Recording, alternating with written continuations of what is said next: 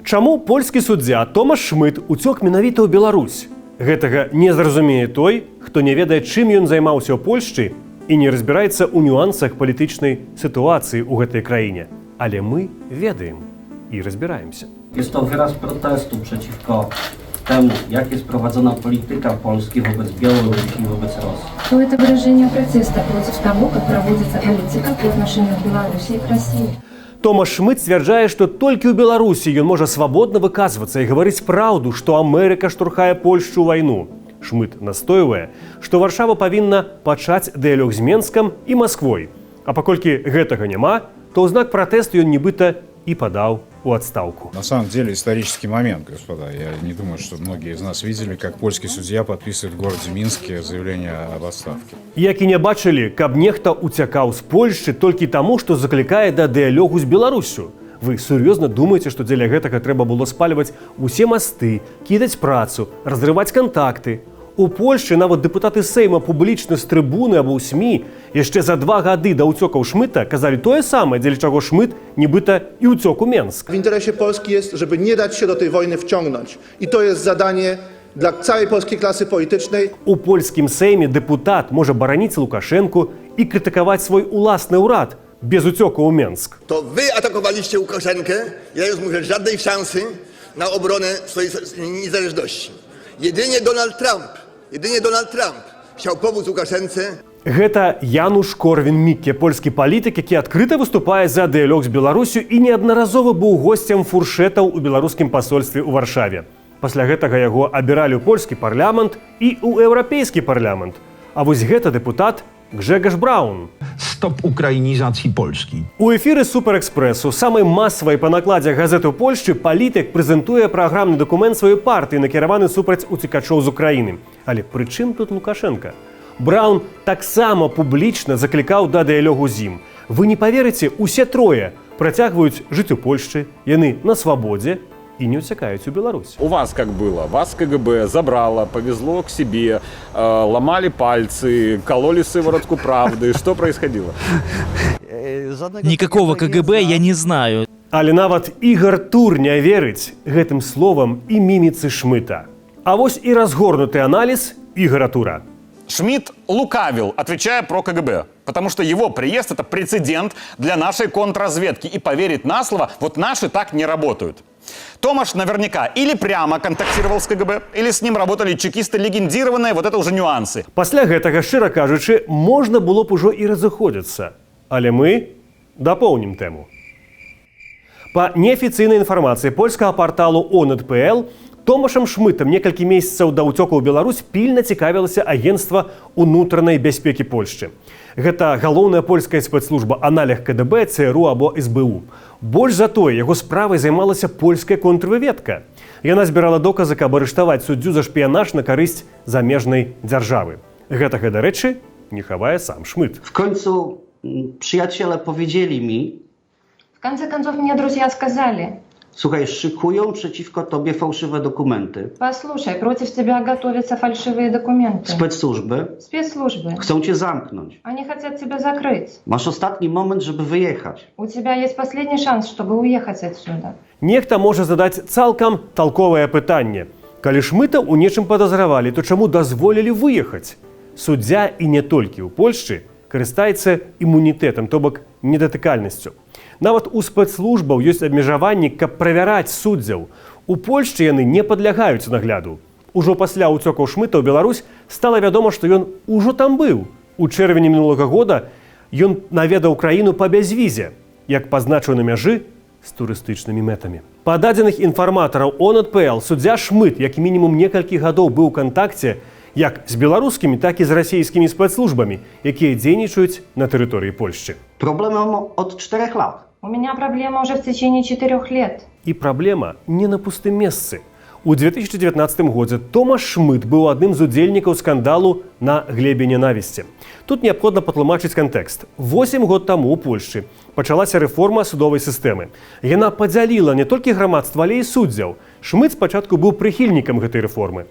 Разам з некалькімі калегамі ён належаў да групы, якая ананімна ачарняла адвакатаў, суддзяў, якія не падпарадкоўваліся зменам у сістэме правасуддзя.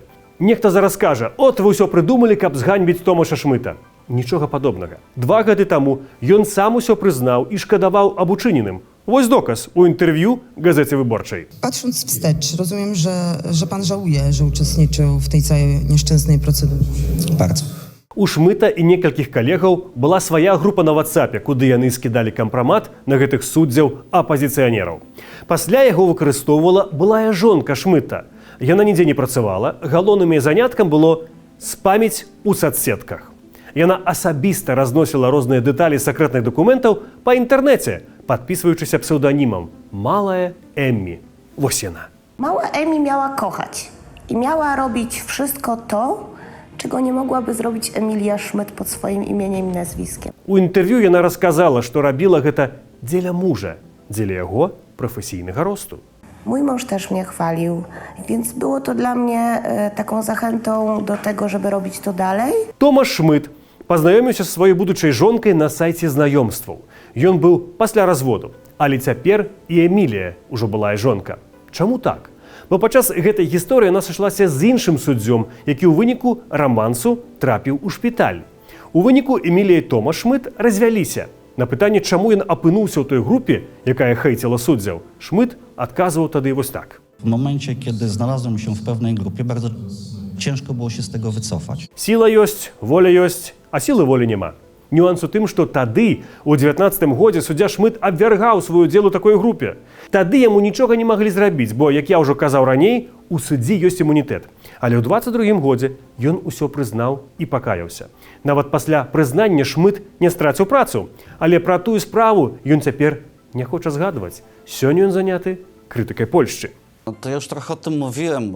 Крупные польские СМИ – это часть медиаконцернов, чьи головные офисы находятся прежде всего в США. Один простой пример. Польский телеканал TVN – это часть американского концерна Discovery. Хвіліначку. А ці не гэтаму каналу Шмыт у 22-м годзе даваў інтэрв'ю, у якім расказваў пра дэталі скандалу? Kto stworzył małą Emi?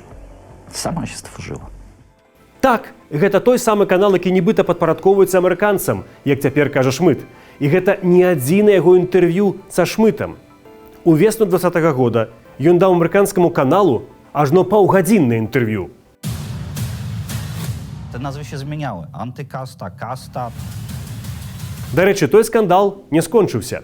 За месяц да ўцёку ў Беларусь пракуратура ў Польшчы анансавала, што неўзабаве агучыць абвінавачанні па гэтай справе. Праца суддзі давала Шмыту доступ да сакрэтных матэрыялаў. Ён раіў былой жонцы, як ачарняць іншых суддзяў.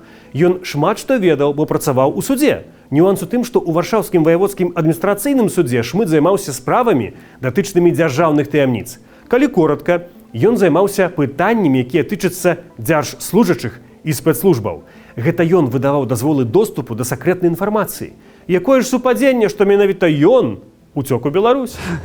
Шмыт меў доступ да інфармацыі важнай для дзяржаўнай бяспекі. Ведаў гісторыю спрэчак паміж рознымі спецслужбамі і афіцэрамі. Ён валодае ідэальнай інфармацыяй пра патэнцыйных агентаў, якіх можна завербаваць. На 4 чэрвеня Шмыт быў прызначаны ў склад камісіі адносна надання доступу да сакрэтнай інфармацыі, у тым ліку да таямніц НАТО, Еўразвязу і Еўрапейскай касмічнай агенцыі. Совпадение? У інтэрв'ю Салаўёву Шмыт хваліўся, што ніколі не хаваў сваіх поглядаў, што яму падабаюцца рэжымы ў Беларусі і Расіі. Гэта, дарэчы, у інтэрв'ю выданню «Жэчпасполіта» пацвердзіў і ягоны былы начальнік, віцэ-міністр юстыцыі Лукаш Пебяк. Ён расказаў, што Шмыт марыў аб тым, каб займацца бізнесам на постсавецкай прасторы. І сам Шмыт не хавае там сувязяў. Wspomnę mojego serdecznego przyjaciela Sergieja Sergiejewicza Karnauchowa. Я вспомню здесь своего сердечного приятеля, друга Сергея Сергеевича Карнаухова. Калі вы не памятаеце, хто такі Карнаухаў, то нагадаю, гэта кампаньён прапагандыста Салаўёва. Армению надо возвращать, Грузию нужно возвращать. Пра магчымы матыў уцёкаў Шмыта ў Беларусь напісала Жэчпасполіта. Былы высокапастаўлены афіцэр агенцтва ўнутранай бяспекі сказаў выданню. Падобна на тое, што гэта расійскі агент, якога чамусьці мусілі эвакуіраваць, але іншыя агенты ўсё яшчэ працуюць. Беларускі акцэнт – гэта ўсяго маскіроўка. Аналіз падаткавых дэкларацый суддзі Шмыта паказвае, што з 20-го года у яго толькі даўгі. Цяпер у яго 4 пазыкі і крэдыты на агульную суму амаль 140 тысяч еўра. У яго няма ані зберажэнняў, ані нерухомасці. Толькі Seat Ibiza 2015 года выпуску. Грошы польская прэса называе адным з матываў імавернай супрацы са спецслужбамі Расіі або Беларусі. Яны задаюць пытанне, як так сталася, што ў 53гадовага суддзі, які зарабляў па амаль 5000 даляраў у месяц, няма нічога, акрамя пазыкаў. У дзень прыезду Шмыта ў Беларусь у соцсетках з'явіліся яго профілі. Яны вядуцца на дзвюх мовах, на расійскай і польскай. Расійскай Шмыт, дарэчы, не ведае. Але ёсць нюансы і з польскай. У Польшчы ўжо звярнулі ўвагу, што польскамоўныя тэксты там напісаныя паводле рускамоўных каляк. Напрыклад, выраз «офіцыяльна Варшава». Палякі не карыстаюцца такой фармулёўкай, як «афіцыйная Варшава». Гэта адразу рэжым слых. А такіх прыкладаў значна больш. Выглядае, што Шмыту нават не даюць вычытваць тэксты, якія з'яўляюцца ў соцсетках ад ягонага імя. У Беларусі Шмыт збіраецца заняцца палітыкай. Ён штодзённа выступае ў прапагандыстаў Беларусі і Расіі, дзе тлумачыць, як конкретно Захад штурхае Польшу у войну. Президента Франции. Высказывание Макрона, президента Франции, который уже официально указывает на то, что некоторые войска под своими флагами официально будут переброшены на Украину. В том числе и французы в район Одессы. Але тут ответочка будучому палітыку прилетела адтуль, адкуль не чакалі. Французы будут защищать Украину. Слушайте, смех. Это все разговоры. Никакие французы туда не полезут, и никто там защищать их не будет. Они нас пытаются с Путиным так это запугать. А каб ніхто не мог запалохаць Томаша Шмыта, Лукашенко прызначыў яму ахову. За гэта заплоцяць беларусы са сваіх падаткаў. У хуткім часе чакаецца, што Шмыту дадуць і палітычны прытулак, па які ён ужо афіцыйна звярнуўся да Лукашэнкі. И таких граждан, как судья Томаш Шмидт, будет больше и еще больше. Толькі ці ёсць тут чым ганарыцца і чаму радавацца?